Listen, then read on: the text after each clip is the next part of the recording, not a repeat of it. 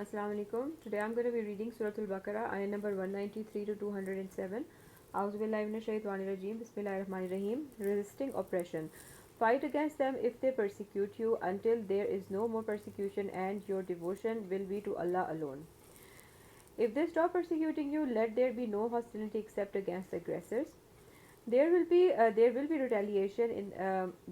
retaliation in a sacred month of an offense in a sacred month, and all violations will bring about retaliation.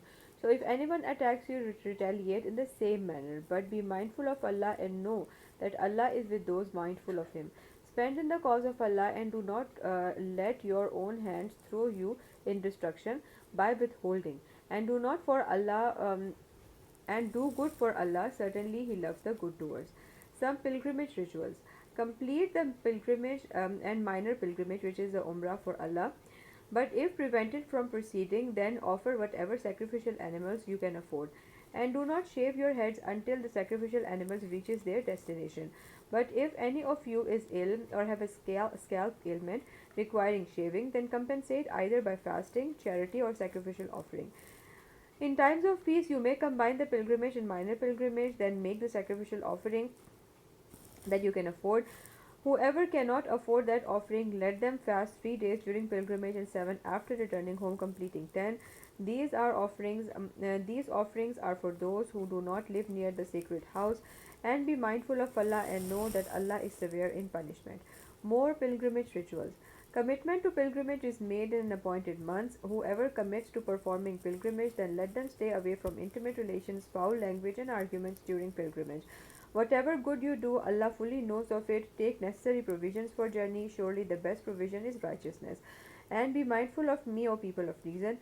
There is no blame on you seeking bounty of your Lord during this journey. When you return from Arafat, praise Allah near the sacred place and praise Him for having guided you. For surely before this guidance you were astray. Then go forth with the rest of the pilgrims and seek Allah's forgiveness. Surely Allah is all forgiving and most merciful.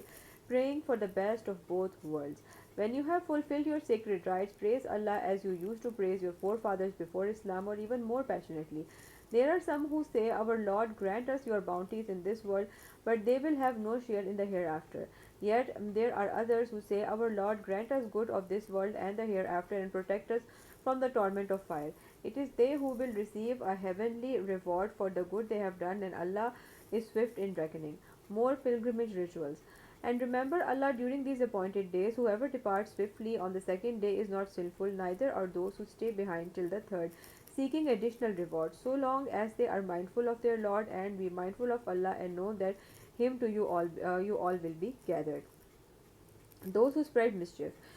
There are some hypocrites who impress you with their views regarding worldly affairs and openly call upon Allah to witness what is in their hearts, yet they are your worst adversaries.